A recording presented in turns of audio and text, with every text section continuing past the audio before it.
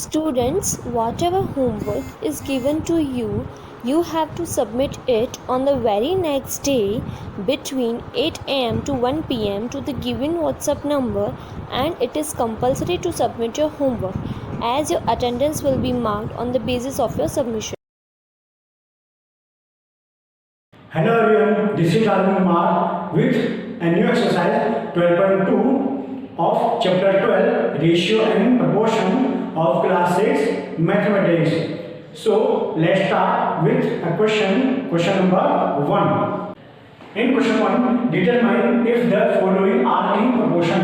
यहाँ पर जो क्वेश्चन में क्वांटिटीज गिवन है वे प्रोपोर्शन में है या नहीं, ये हमें डिटरमाइन करना है। तो यहाँ पर क्वेश्चन ए में जो क्वांटिटीज गिवन है उन्हें मैं प्रोपोर्शन के फॉर्म में लिख लेता हूँ। तो यहाँ पर 15:45, यहाँ पर एच का साइन, ओके, और यहाँ पर 40:120।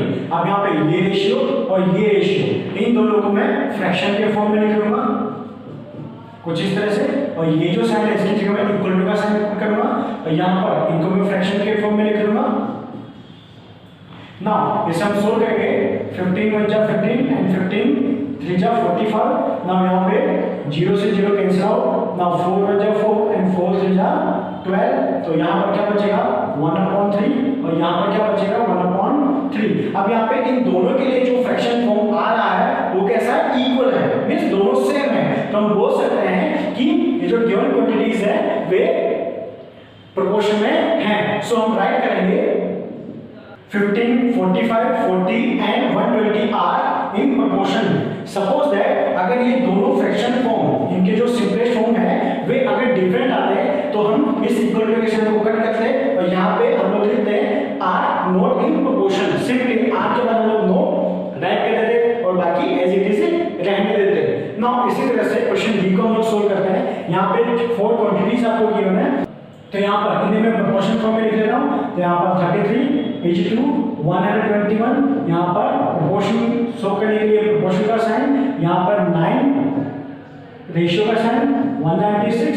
अब यहाँ पे ये रेशियो और ये रेशियो दोनों के कंपैरिजन करेंगे हम लोग, तो यहाँ पर ये हो जाएगा 33/121, यहाँ पर इसकी जगह इक्वल टू का साइन और यहाँ पर 9/196।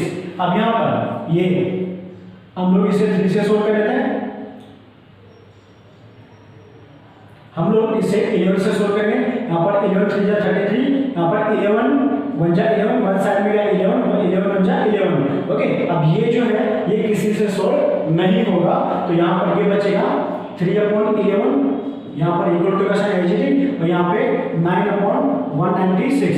बट ये जो है ये सिंप्लीफाई नहीं होगा, तो इसे जो है हम लोग क्या करेंगे, इक्वल टू के साइन को कट कर देंगे और इससे हमें ये पता चलता है कि ये जो क्वांटिटीज है ये प्रोपोर्शन में नहीं है। सो हम राइट करेंगे 33, 121, 9 and 196 are not in proportion. तो प्रोपोर्शन शो करने के लिए आपको इस तरह से सोल्व करना जरूरी है और आपको सोल्व करते समय इनके जो सिंपलेस्ट फॉर्म निकालते हो वो आपको ध्यान रखना जरूरी है। Now we will solve question E. Here 4 quantities as 4, 6, 8 and 12 are given to us. First of all we will write these 4 quantities in a proportion form, and that will be 4:6 and 8:12.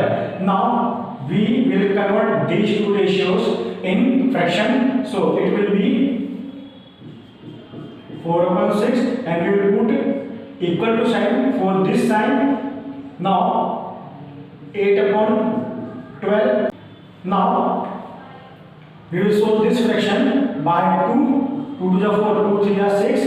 Now we will solve this fraction by 4. 4 to the 8 and 4 3 are 12. So we will get 2/3 and here also 2/3, and these two ratios are equal. So we can say that these quantities are in proportion. So we will write here 4, 6, 8, 12 are in proportion if the simplest form for both ratio is not same, so we will cut equal to sign and write here 4, 6, 8, 12 are not in proportion if the simplest form are not equal. Remember this. Now we will solve question 2. Write true T or false F against each of the following statements. यहाँ पे कुछ statements given है, इनके लिए हमें true और false show करना है कि either. So first one we solve question A. Here for this ratio and for this ratio, we will convert them into fraction. So it will be 16 upon 24, and we will put equal to sign here for this sign. Now here 20 upon 30. Now we will solve it by 4. 4 4 is 16 and 4 6 is 24. Here 5 4 is 20 and 5 6 is 30. Now here 4 upon 6 equals to 4 upon 6. Here are same fractions. We can also simplify forward. Now 2 to the 4, 2 3 is 6, 2 to the 4, 2 3 is 6. So we will get here 2 upon 3 equals to 2 upon 3. Here both the fractions are equal, so we will say that this statement is true. Now for question B, first we write it as a fraction. Now put equal to sign. Here 35 divided by 10. We will solve it by 3. 3 7 21. 3 2 is 6. Now we will solve it by 5. 5 7 is 35 and 5 2 is 10. So we will get here 7 upon 2 equals to 7 upon 2. So these fractions are same. So we can say that this statement is also true.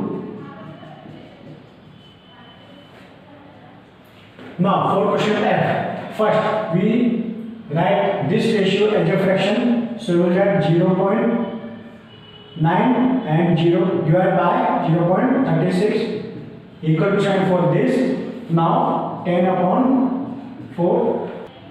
यहाँ पर 0.9 इसमें point के after 10 place value है और इसमें 0.36 इसमें point के after 100 place value है. तो हम इन दोनों को लाइक बना देंगे. तो लाइक बनाने के लिए हम क्या करेंगे, इसमें 100 प्लेस पे डिजिट नहीं है तो हम क्या करेंगे, उसकी जगह 0 इंक्रीज कर देंगे. तो यहाँ पर ये हो जाएगा 0.90 और 0.36. इसे हम लोग एज इट इज लिखेंगे. ओके, अब यहाँ पर पॉइंट के आफ्टर 2 डिजिट, पॉइंट के आफ्टर 2 डिजिट अगर ये सेम है तो हम क्या करेंगे, पॉइंट को रिमूव कर देंगे. तो ये क्या हो जाएगा 9/36 और ये क्या हो जाएगा 10/4. अब हम इसे सिंप्लीफाई कर देते हैं. यहाँ पर सिंपली ये 9 10 जा 90 एंड 9 4 जा 36. तो सिंपली ये क्या हो जाएगा 10/4 और ये 10/4.